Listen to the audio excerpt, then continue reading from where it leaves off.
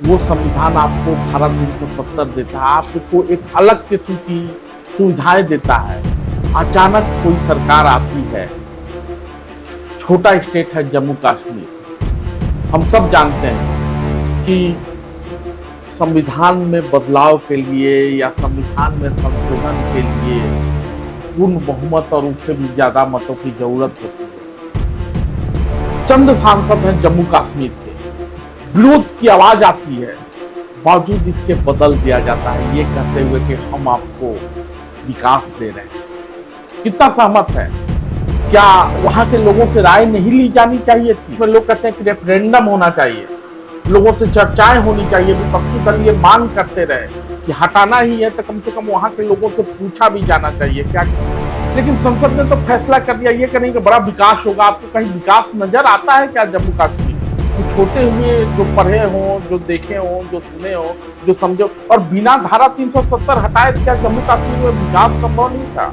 और अक्सर देखा गया कि बाहुल जो हम पे राज करते हैं, आज भी हम देखें तो समाज में ज्यादातर बड़े लोग राज करते हैं। अब अगर विकास के नाम पे चकबंदी पूछी जाती तो शायद बड़े लोग नकार देते इस चीज की। क्या बात करते हैं आप? विधानसभा एक कानून बनाती है, विधानसभा से उनको उसको मान्यता होता है, विधानसभा से आप पूछते नहीं है। अचानक विधानसभा का ना आपके पास कोई प्रस्ताव आता है, अचानक आप संसद में एक दिन चले जाते हैं राज्यसभा में और 370 हटा देते हैं, तो आप कहते हैं विकास करना चाहते हैं।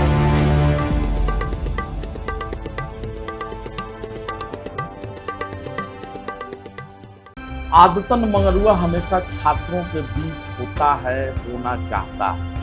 और जब छात्रों के बीच ही होना है तो हम लोगों ने एक परिचर्चा की शुरुआत की है, छात्र पंचायत करके। उस छात्र पंचायत के जरिए हम लोग प्रत्येक सप्ताह किसी एक विषय पर चर्चा करेंगे। वो विषय राजनीतिक भी हो सकता है, सामाजिक भी हो सकता है, आर्थिक भी हो सकता है।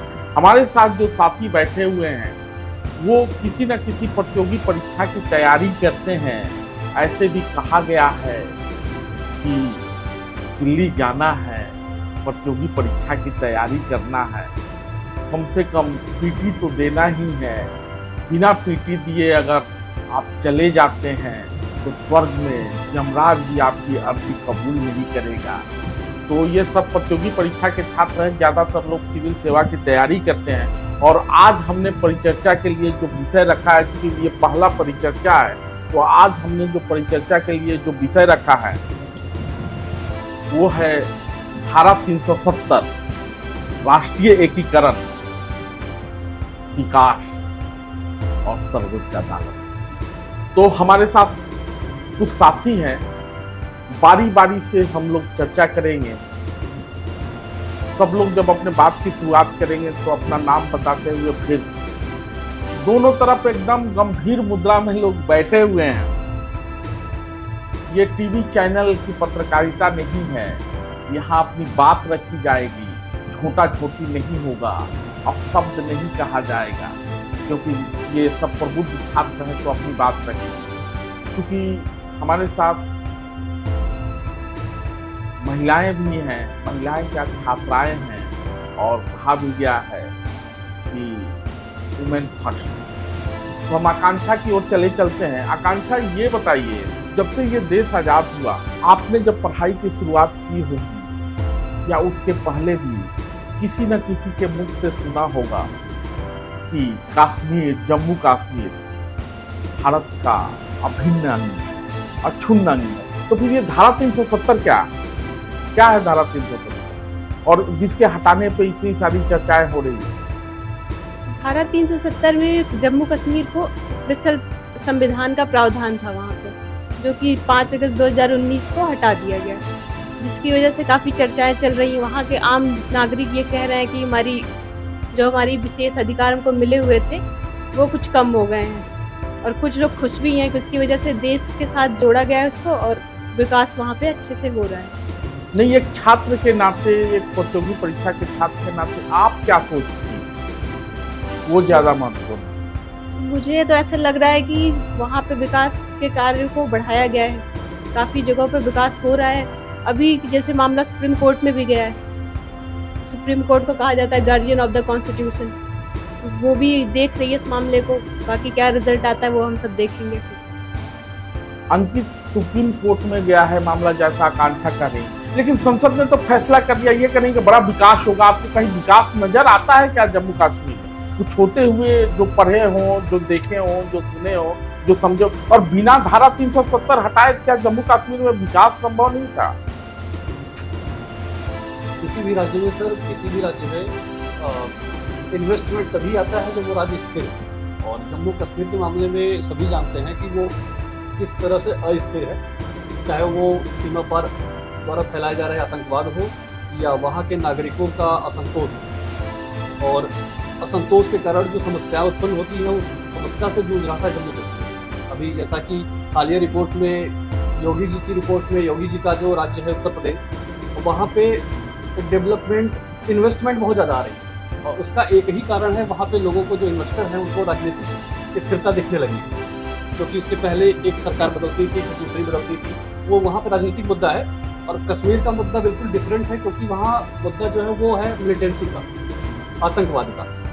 तो जब भी कोई राज्य स्थिर होगा और बाहरी लोगों को ये आभास होगा कि वहाँ पे सरकार स्थिर है, तो निश्चित है कि वहाँ पे डेवलपमेंट बढ़ेगा, और इसी वजह से जो है वहाँ पे इन्वेस्टमेंट आ रहे हैं। अभी जैसे कि आप सभी जानते होंगे कि यूएई का एक कंपनी है जो कि वहाँ पे मॉल, बहुत बड़ा मॉल खोलने जा रही है, एक बहुत बड़ा इन्वेस्टमेंट वहाँ पे आ रहा है।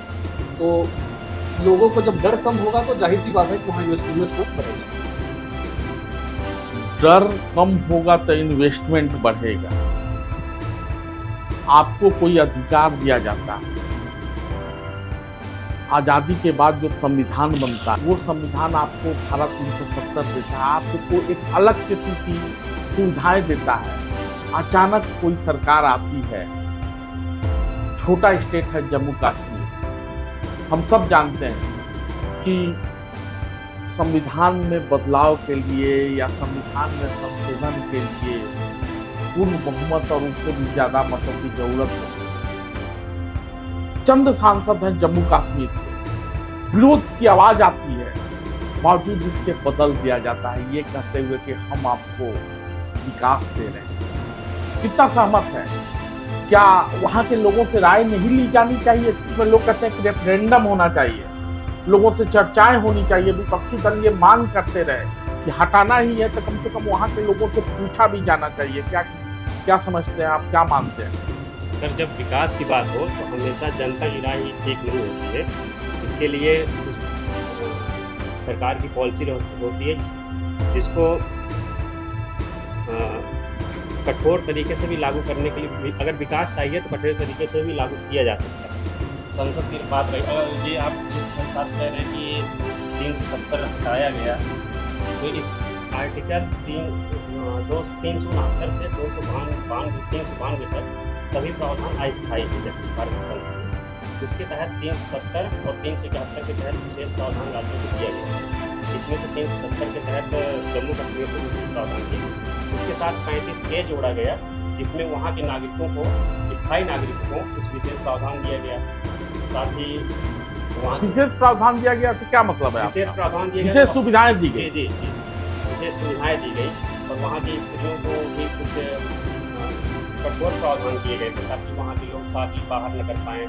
ऐसा वहाँ के मैंने स्त्रियों के लिए क्या कठोर प्रावधान? ये कहने का मतलब है, आप ये कहना चाहते हैं कि जम्मू कश्मीर को संविधान के जरिए जो कुछ छूट दी गई थी उसमें एक ये भी छूट था कि वहाँ कोई बाहरी लोग वहाँ शादी नहीं, मैंने किसी भी स्त्री जो बाहर रहती है वो वहाँ से, यही था? नहीं सर, इसमें था कि वहाँ की जो स्त्री है वो बाहर शादी अगर करेगी तो वहाँ नागरिकता उसकी खत्म हो जाएगी। 35A के तहत जो मौलिक अधिकार भी हमारा है 35 के तहत, उसके तहत 35A जोड़ दिया गया था, जिसके तहत ये कहा गया कि यहाँ के लोगों के लिए कुछ स्पेशल प्रावधान किए जाएंगे जम्मू कश्मीर के लिए, और वहाँ की कुछ नागरिकों को स्थायी नागरिक माना जाएगा। जो पाकिस्तान से नागरिक आए हैं उनको स्थायी नागरिकता दी जाएगी, जबकि जो भारत से आए हैं उनको नहीं दी जाएगी। अब ये जो आर्टिकल अभी 370 रद्द हुआ है और 35A रद्द हुआ है, उसके तहत ये प्रावधान, मतलब ये अब चीज़ें खत्म। ये जो रविशंकर जी ये जो कह रहे हैं कि पाकिस्तान से जो आएंगे उनको नागरिकता दी जाएगी और भारत के जो वहाँ लोग जाएंगे उनको नागरिकता नहीं दी जाएगी, क्या मतलब है इसका? पहले से thank you sir, my name is Ravishankar Jha. Sir पहले ये है सर ने कि सर ये टोटली सही बोल रहे हैं। वो भी ऐसे जैसे जम्मू कश्मीर का कॉन्स्टिट्यूशन 1957 में लागू हुआ, जैसे अपने कॉन्स्टिट्यूशन का 10 ईयर बाद, तो वहाँ पे ऐसा प्रोविजन किया गया है कि जो पहले जम्मू कश्मीर में था, जो जम्मू कश्मीर वो थोड़ा दिन के लिए 10 साल के लिए तो पाकिस्तान चला जाता है, और पाकिस्तान से फिर उसका मन होता है कि नहीं अब हम इंडिया में बसेंगे, तो उसको मतलब उसको रेसिडेंट जम्मू कश्मीर के मान लिया जाएगा। लेकिन वैसा नहीं कि जो पाकिस्तान के आएगा वो बच जाएगा तो उसको रेसिडेंट। ऐसा लगता है कि आप लोग शायद जिसको पाक अधिकृत कश्मीर कहा जाता है उसकी भी बात कर रहे हैं। सर वो तो इंडिया का इंटीग्रल पार्ट है सर, ठीक है, उस पर तो कोई ये नहीं है, हमें तो कल वो हमारा होगा नहीं सर। बाकी सर यही है कि हमारे जैसे 370 के आर्टिकल हटने के बाद थोड़ा सा हमारे इन्वेस्टमेंट आने लगे और सब कंट्री में जान गया है, यहाँ पे कुछ होने लगा है। और कहीं इन्वेस्टमेंट के चक्कर में उनकी अपनी पहचान तो नहीं खो जाएगी? नहीं सर, ये बिल्कुल नहीं है। जैसे हमारा जैसे प्रेसिडेंशियल ऑर्डर 1954 का था, उसी के तहत हमारा 35 आर्टिकल ये जोड़ा गया, कैसे जोड़ दिया गया मुझे पता नहीं। लेकिन हाँ, उस समय भी जब जवाहरलाल नेहरू हमारे पीएम थे तो समय समय पे और सब आर्टिकल जैसे 1954 का प्रेसिडेंशियल ऑर्डर लागू हुआ था, उस समय हमारा एक आर्टिकल 3 ही लागू हुआ था जो जम्मू कश्मीर पे लागू हुआ था। लेकिन जवाहरलाल नेहरू के टाइम से उसको अमेंडमेंट करते करते मतलब उन्होंने सारे कर दिया कि और सब आर्टिकल ही उस पर लागू होना चाहिए, तो वहाँ से शुरुआत हो गई थी 1950 जम्मू स्पेशल स्टेटस हटने का। तो ये सर प्रोसेस है चला जो हमारे मोदी गवर्नमेंट में हट गया 5 अगस्त मैंने विकास चाहिए तो उनकी स्थानीयता, उनकी स्थानीय पहचान को खत्म कर देना होगा, ऐसा कहना चाह रहे हैं? नहीं सर, वो तो हमेशा ऑलवेज रहेगा सर। कश्मीरियत हमारे अटल बिहारी वाजपेयी का कहना था कि आगे जमहूरियत कश्मीरियत ये सब उनका नाम था, तो ये सब उनका आर्टिकल 370 हटने से उनका कोई पहचान नहीं हटेगा। तो ये सब उनके डेवलपमेंट में हमारे इंडिया के एक इंटीग्रल पार्ट बनने में उनको बहुत सहायता करेगा। इंटीग्रल पार्ट अभी आप कह रहे थे कि इंटीग्रल पार्ट ही है, और जैसे इमोशनली अटैच हो, वहाँ की जनता ज़्यादा फील करें कि हम हैं इंडियन।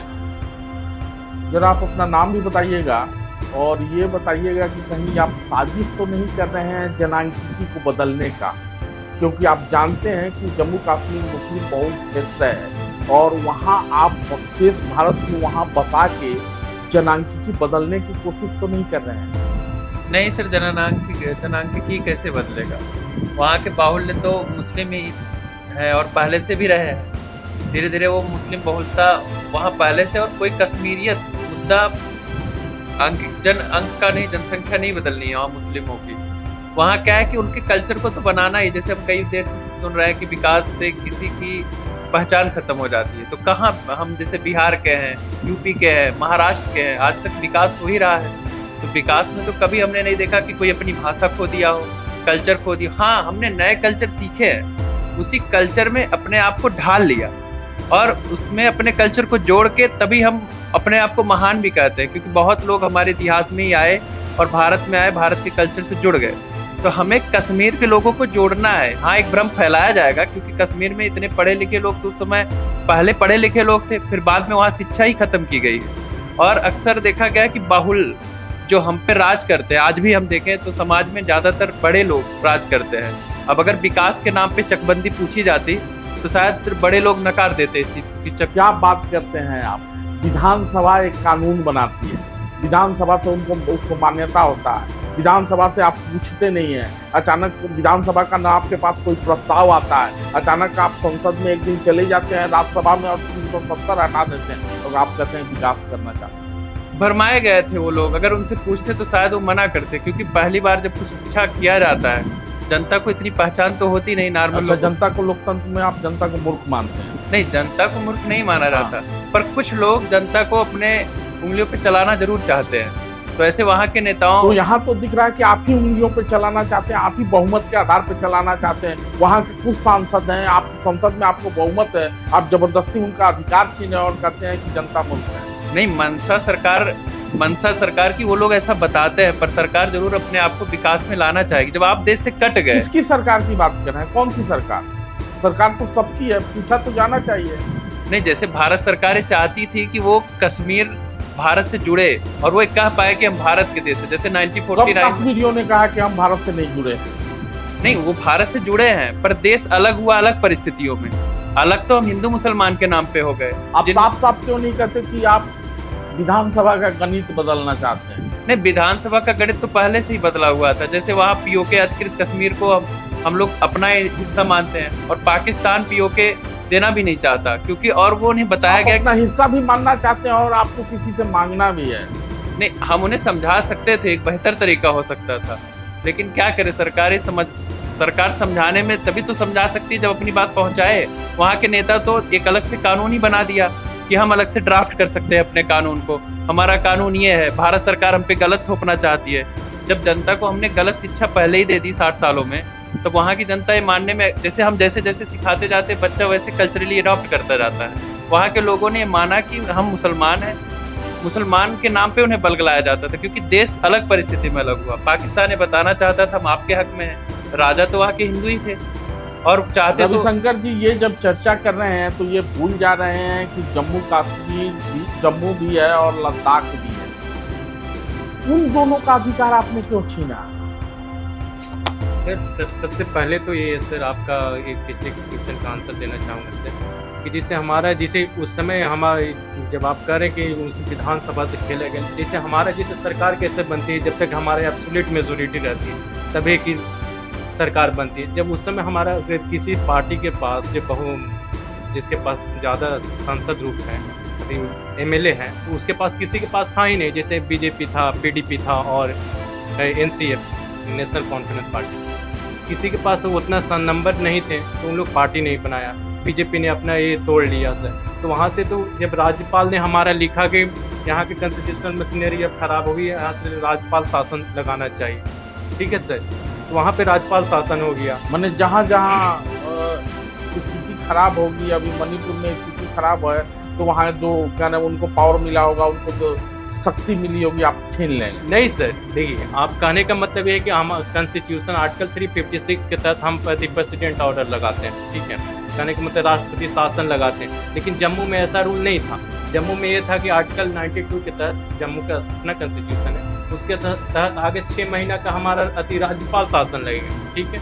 राज्यपाल शासन के बाद ही हम राष्ट्रपति एकदम विकास की गंगा बह रही है। 4 साल से आप डर से चुनाव नहीं करा रहे हैं, कह रहे हैं कि एकदम सब कुछ ठीक है। सर देखिए, प्लेबिसाइट का मामला ये है कि सर जब हम 1947 में थे, ठीक है, तो उस समय ने जब हमारा यूएन ने प्रोविज़न किया था, नेहरू जी हमारे जब यूएन में लेके गए थे इसको मामले को, तो वहाँ पे चार्टर 6 के तहत उसको रखा गया था, ठीक है, कि हम चार्टर 6 के तहत आपको रखते हैं। तो उसमें यूएन ने अपना डिसीजन दिया कि आपको 2-3 प्रोविज़न करना है, तब हम प्लेबिसाइट का देखते हैं। तो नेहरू जी भी ने एक बैग एक अधिक चलो हम प्लेबिसाइट करवा सकते हैं, लेकिन आगे 2-3 कंडीशन रखती है, ठीक है, कि आगे पाकिस्तान सेना अब पीछे लेगा, ठीक है, तब इंडिया भी लेगा, तब प्लेबिसाइट होगा। तो प्लेबिसाइट तो होना चाहिए, लेकिन अब जब तक पाकिस्तान नहीं पीछे जाएगा तो हम लोग तो प्लेबिसाइट के पक्ष में नहीं है ना सर।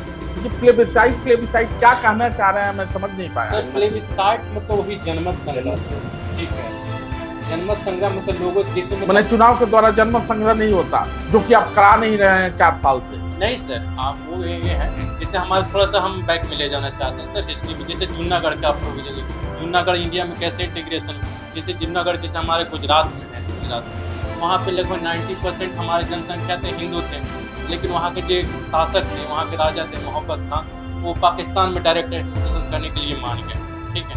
तो उसने फिर, लेकिन वहाँ के जो मंत्री थे उसने पत्र लिखा नेहरू को कि आप राजवाड़ों के विलय की बात कर रहे हैं, उसमें जम्मू कश्मीर तो वहाँ पे पाकिस्तान ने सोचा कि भाई यहाँ पे जब हिंदू वाले हैं, यहाँ पे 90। अरे पाकिस्तान ने क्या सोचा, पाकिस्तान ने क्या नहीं सोचा। 75 साल बीत गए और आप अभी भी आप पाकिस्तान। जम्मू कश्मीर का क्या, चुनाव कब होगा? चुनाव होगा सर, अब थोड़ा सा स्थिति यहाँ भी सरकार ने रिपोर्ट सौंपा जाएगा जम्मू कश्मीर के। जैसे वहाँ राज्यपाल ने कहा कि स्थिति सब नॉर्मल है, तो चुनाव हमारी सरकार। राज्यपाल है ही नहीं शायद। राज्यपाल है सर, है मनोज सिन्हा, लेफ्टिनेंट गवर्नर है सर, लेफ्टिनेंट गवर्नर। आपने वही तो अधिकार छीना है उनका। तो सर नहीं, राज्यपाल हुआ करता था, विधानसभा हुआ करता था, उस विधानसभा को आपने भंग कर दिया। जम्मू कश्मीर को 3 पार्ट में आपने बांट दिया। जम्मू कश्मीर को डिवाइड करने का जो एक मेन कारण था, हम इसके फंडामेंटल पे बात करते हैं थोड़ा सा डिटेल से। कि हमने बचपन में नैतिक शिक्षा की किताबों में पढ़ा था कि यूनियन इन स्ट्रेंथ, एकता में शक्ति, और संघ की विचारधारा क्या है, उससे उस पर नहीं जाएंगे। हमारी जो बेसिक किस संघ की बात कर रहे हैं आप? हम राष्ट्रीय स्वयंसेवक संघ और जो बीजेपी का मतलब आप बात करना चाहते हैं जहां हुए बलिदान मुखर्जी, एक निशान, एक संविधान, एक विधान।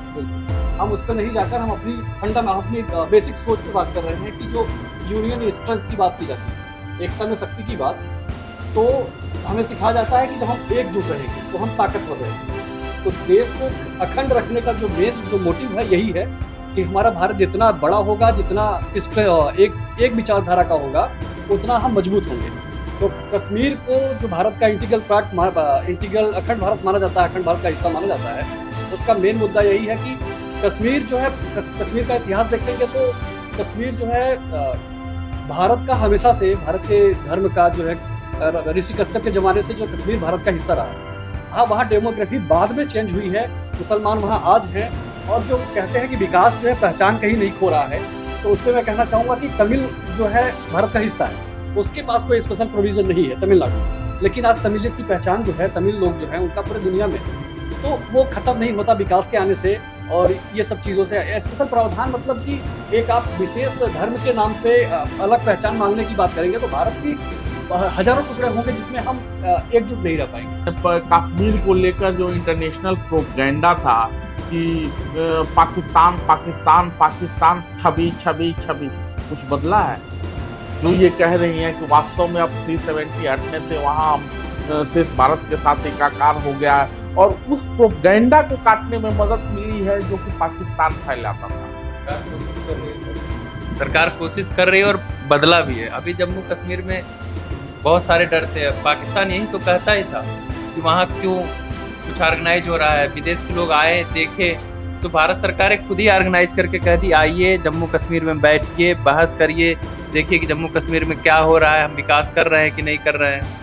और मामले देखे जाए तो आंकड़ों में अब तो साफ जाहिर हो रहा है कि कहीं 84 मिलिटेंट अटैक होते थे वो 19 पे आ गए हैं। हाँ, थोड़ा वहाँ मुद्दे ये हैं कि लोकल लीडरों की हत्याएं हो रही हैं अभी, लेकिन सरकार वो धीरे धीरे उन्होंने कहा है अब कंट्रोल करेंगे। सुधार तो बहुत में 2-4 कमियां हैं, उसे ही सुधारना अब हमें। जैसे वहाँ की जनता में विश्वास जगाना है कि हम आपके हैं, देखिए आपके लिए ही काम करेंगे।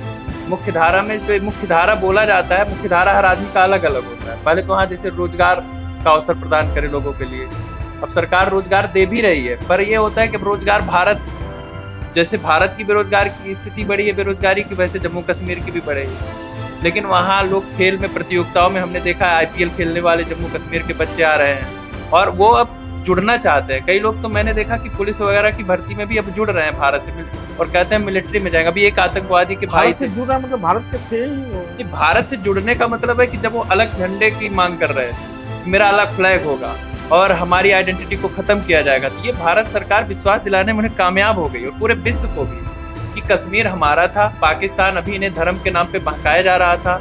जिन्ना की जो पॉलिसी थी उसे खत्म, जिन्ना की यही पॉलिसी थी कि भारत कभी भी मुसलमानों का नहीं हो सकता और 2 इथनिसिटी एक साथ नहीं आ सकती और 2 धर्म एक साथ नहीं आ सकते। लेकिन भारत विविधताओं में एकताओं का देश है, यहाँ बहुत सारी विविधता है। बिहार की भाषा कितनी भाषाएं बोली जाती हैं, कितने धर्म है, मजहब है, पंथ है, कबीर पंथी छोटा सा सेक्ट है, फिर भी वो यहाँ सुरक्षित महसूस करता है। कितने हिंदू धर्म में आपसी पंथ बट गए, फिर भी वो महसूस कर रहे हैं। भारत यही बताना चाहता है, आप मुसलमानों में भी कितने पंथ बढ़ चुके हैं, आपको यहाँ हर तरीके से सुरक्षा दी जाएगी। तो भारत सरकार ये विश्वास दिलाई G20 के तहत, और अभी बहुत सारी बैठकें वो लगाएंगी जो कि वहाँ सांसदों को बुलाया था। यूरोपियन यूनियन से 26 सांसद भी आइए, आप भारत में रहिए, 30 दिन देखिए, क्योंकि वो ताज़ा मुद्दे थे, तब उन्होंने उस मामले को संभाला और ये छवि सुधारने की कोशिश की है। छवि सुधरी है, विकास हो रहा है, वास्तव में जो वो कह रहे हैं वो होता हुआ आपको दिख रहा है सर। और जब सब कुछ होता हुआ दिख रहा है तो फिर सर्वोच्च अदालत में क्यों मामला चला जाता है? सर ऐसे जैसे हम न्यूज़पेपर के माध्यम से तो देखते हैं सर कि वहाँ पे विकास की धाराएं बह रही है, गंगा बह रही है सर, ऑल सेक्टर में बह रही है सर। वहाँ पे इन्वेस्टमेंट तो जैसे और फॉरेन से इन्वेस्टमेंट भी बहुत सारे आ रहे हैं, ठीक है, हर एक सेक्टर में आ रहे हैं। वहाँ के राज्यपाल जी लेफ्टिनेंट गवर्नर मनोज सिन्हा, उन्होंने भी अब जैसे दूसरे भी ज़मीन खरीद बिक्री करने का प्रोविज़न हटा दिया है कि अब बाहरी लोग भी खरीद सकते हैं। नहीं, जब इंफ्रास्ट्रक्चर डेवलपमेंट की बात होती है ना, तो इंफ्रास्ट्रक्चर एक दिन में नहीं बनता। हाँ सर, वो ये तो प्रोसेस है सर। हाँ, ये तो हो सकता है कि क्या नाम, कि बहुत सारे निवेश के प्रस्ताव हों। और जिस न्यूज रिपोर्ट की बात कर रहे थे आप, तो मैंने भी कुछ न्यूज रिपोर्ट पढ़ी है। उसमें ये पढ़ा है कि बहुत सारा वहाँ पे जो इंफ्रास्ट्रक्चर डेवलपमेंट की बात थी, तो प्रस्ताव तो थे लेकिन जमीन पे नहीं उतरा। सर आएंगे सर, इसमें टाइम लगता है सर। जमीनी स्तर पे आने के लिए कोई भी स्कीम को इम्प्लीमेंटेशन होने के लिए उसको थोड़ा टाइम लगता है। ये थोड़ा जम्मू कश्मीर को अभी टाइम देना चाहिए। टाइम देना चाहिए। सब कुछ है, मामला सर्वोच्च अदालत में है। आपको नहीं लगता कि सर्वोच्च अदालत अगर कुछ फैसला देती है तो 370 बनाए रखने को भी हो सकता है और हटाने को भी हो सकता है? क्या स्थिति बनेगी? सर्वोच्च न्यायालय में मामला इसलिए सर गया है कि वहाँ पर पहला कंडीशन ये रखा गया है कि प्रोसीजर को फॉलो किया गया। दूसरा ये रखा गया है कि राष्ट्रपति की कोई भी राज्य को अगर राज्य के हस्तक्षेप करते हैं राज्य में, तो वहाँ के राष्ट्रपति पहले पूर्व अनुमति लेते हैं। इन दो मामलों में लेकर वहाँ पर सुप्रीम कोर्ट में मामला गया है। जबकि आर्टिकल में हमारे प्रोविज़न है 122 के तहत ये प्रोविज़न है कि अगर आप जो है प्रोसीजर का संसद अगर उल्लंघन भी करता है तो उसको लेके आप कोर्ट में नहीं जा सकते। पहले तो 122 के आर्टिकल 255 के तहत ये कहा गया है, इस आधार पे आप जो है राष्ट्र मतलब कि किसी भी बिल को खारिज नहीं कर सकते कि उस पर पूर्व अनुमति नहीं हुई है, मतलब राष्ट्रपति पूर्व अनुमति नहीं हुई। अगर बाद में साइन ये राष्ट्रपति क्या कह रहे हैं कि राष्ट्रपति की पूर्व अनुमति, राष्ट्रपति पूर्व अनुमति क्या होता है? जैसे कोई भी कानून बनाने के लिए सर, जैसे हमारे किसी राज्य को सेपरेट करना है, ठीक है, या उसको यूटी बनाना है, ठीक है, तो सबसे पहले हमने राष्ट्रपति को से आज्ञा लेना पड़ता है सर। किसी भी सांसद को, जैसे हमारा बिल पेश होगा, ठीक है सर, तो उसको हमको आज्ञा लेना पड़ता है राष्ट्रपति महोदय से, और वो आज्ञा देंगे कि वहाँ के विधानसभा से भी लेना पड़ता है, ठीक है। जिस समय हमारा उस समय तो विधानसभा नहीं थे, तो उस समय हमारा जब 2018 का प्रोविज़न आया था, जब जम्मू कश्मीर हटाने के लिए, तो उस समय हमारा एक बिल आया था 2018 में, राष्ट्रपति का ऑर्डर आया था, तो उसमें क्लियर लिखा हुआ था राज्यपाल ही हमारा लेजिस्लेटिव असेंबली की तरह काम करेगा। तो उसी ऑर्डर के तहत हमारा प्रोसेस किया गया, मतलब बिल जो पास हुआ है 5 अगस्त को, क्रिस्टल क्लियर है, कोई दिक्कत प्रोविज़न नहीं। क्या करेगा सुप्रीम कोर्ट? उम्मीद रखते हैं। उम्मीद यही है कि निश्चित है कि जो संविधान है उसके जो प्रावधान है उसके अकॉर्डिंग ही काम होगा और उसकी विवेचना करेगा सुप्रीम कोर्ट, जो कि सुनवाई चल रही है। और जो भी फैसला आएगा वो सभी को सर्वमान्य होगा। और जहाँ तक लगता है कि असहमत लोग जो है वो सुप्रीम कोर्ट का दरवाज़ा खटखटा सकते हैं, और वो सुप्रीम कोर्ट के डिसीजन तक हम देखेंगे कि क्या होता है। मैंने अदालत के फैसलों पे बात नहीं हो सकती, बात तो हो सकती है। फैसला अभी आया कहाँ है? फैसला भी चर्चाएं चल रही। सुप्रीम कोर्ट में कोई भी जा सकता है, सबको अधिकार है। और सुप्रीम कोर्ट को कहा जाता है कॉन्स्टिट्यूशन का गार्जियन होता है, तो हमें अधिकार है जरूर सुप्रीम कोर्ट तक जाने का। और वहाँ के जो रीजनल नेता हैं, वो चाहे गुलाम नबी आज़ाद है, उमर अब्दुल्ला हो, दोनों पार्टी के लोगों ने भी उम्मीद जताई है कि हटेगा ये।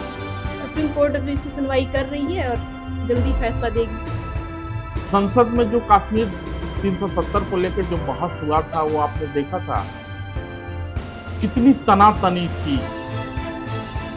विपक्ष वाले कह रहे थे कि छीना जा रहा है, पक्ष वाले कह रहे थे कि दिया जा रहा है। क्या लगा आपको विगत 4 सालों में दिया गया या छीना गया? ये चीज बहुत गंभीर मुद्दा था और 70 सालों से चला आ रहा था, तो एक बार तो संसद में इसमें बवाल होना ही था। पर काम किया है सरकार ने, बाकी और भी कुछ चीज़ें ग्राउंड पे आने में बहुत टाइम लेती हैं। जो शुरू से मेन स्ट्रीम से जुड़े हुए राज्य हैं, उनकी भी विकास की दर धीरे धीरे ही बढ़ रही है आगे।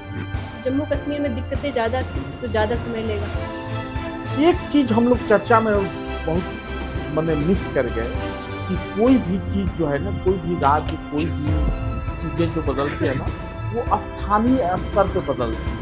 धारा 370 तो बाद में हटाया गया, लेकिन जो जम्मू कश्मीर में ये देखा गया कि मोदी सरकार आने के बाद में वहाँ पंचायती राज संस्थाएं मजबूत हुई, वहाँ चुनाव हुआ, जो कि आज तक नहीं हो रहा।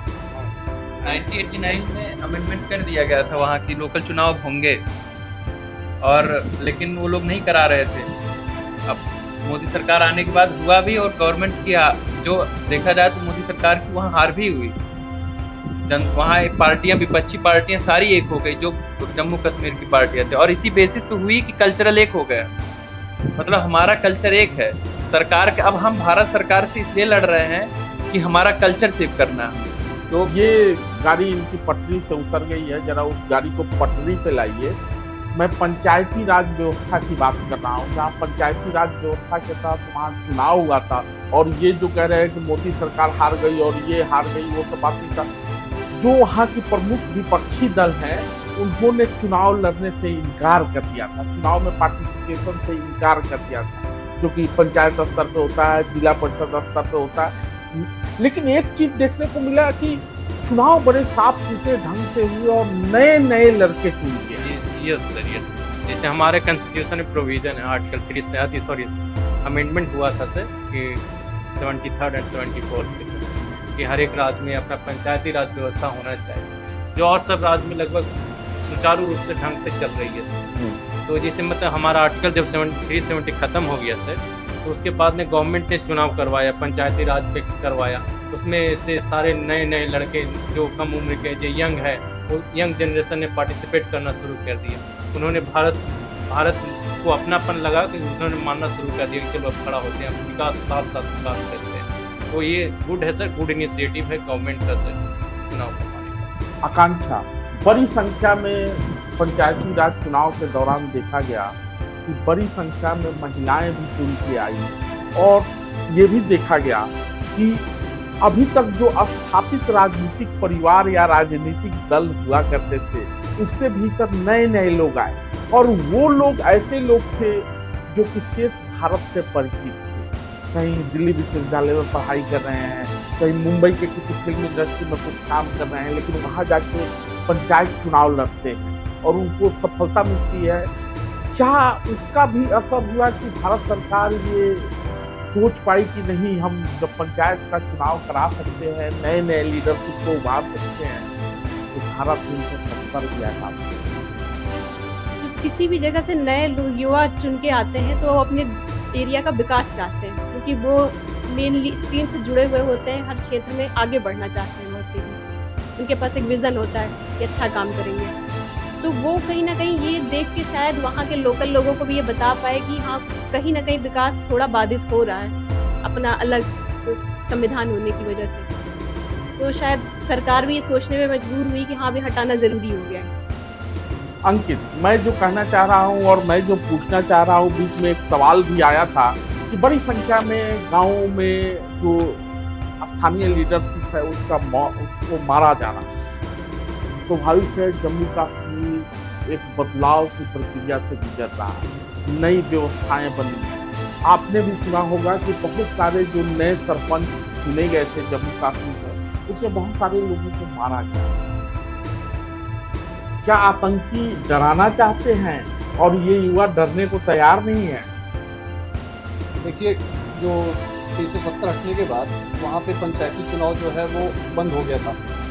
पंचायत का चुनाव जब शुरू किया परसिमन के बाद सरकार ने फिर से, तो वहाँ पे दो तरह की राजनीतिक पार्टियाँ, दो तरह के लोग सामने आए। एक तो जो बाइकआउट कर रहे थे पूरा चुनाव का, वो वहाँ की वंशवादी पार्टियाँ थी, जो कि एक परिवारवाद पूरा जकड़ के रखा था वहाँ की पार्टियों पे, वहाँ की राजनीति में। और दूसरे जो लोग जो खड़े हो रहे थे वो बिल्कुल ही खड़े हो ही रहे थे, इससे जाहिर हो रहा था, वो खड़े हो ही रहे थे, इसलिए जाहिर हो रहा था कि वो उस विचारधारा से बिल्कुल कट के आ रहे हैं सामने, और वो कश्मीर का भला चाहते हैं। यूपीएससी की परीक्षा होती है, यूपीएससी की परीक्षा में एज लिमिट है कि इतने उम्र तक आप परीक्षा दे सकते हैं, उसके बाद आप आउट हो जाएंगे। ऐसा इसलिए सरकार ने प्रावधान किया है कि जो युवा होते हैं उनको विकास को लेकर जुनून होता है, और एक उम्र के बाद जिम्मेदारियों के साथ आपका जो है जुनून वो खत्म होता दिखता है।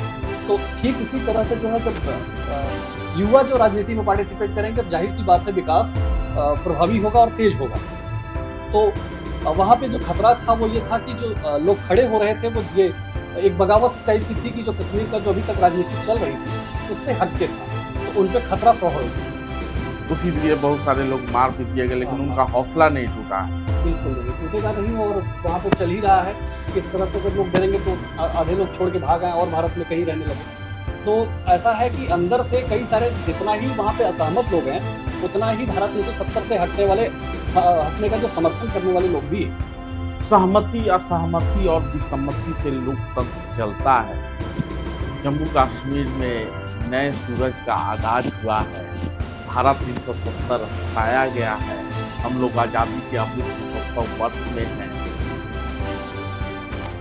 100 साल भी पूरा होगा, और ये जो 75 से 100 का जो सफ़र होगा, यानी 2047, हम लोग उम्मीद करते हैं कि उस समय तक जम्मू कश्मीर समेत, जैसा कि हम ही उम्मीद नहीं करते हैं, अपने प्रधानमंत्री भी बार बार उम्मीद बताते रहते हैं और कहते हैं कि उम्मीद की दुनिया कायम है, तो 2047 तक जम्मू कश्मीर भी बदलेगा, विकास की गंगा बहेगी और शेष भारत को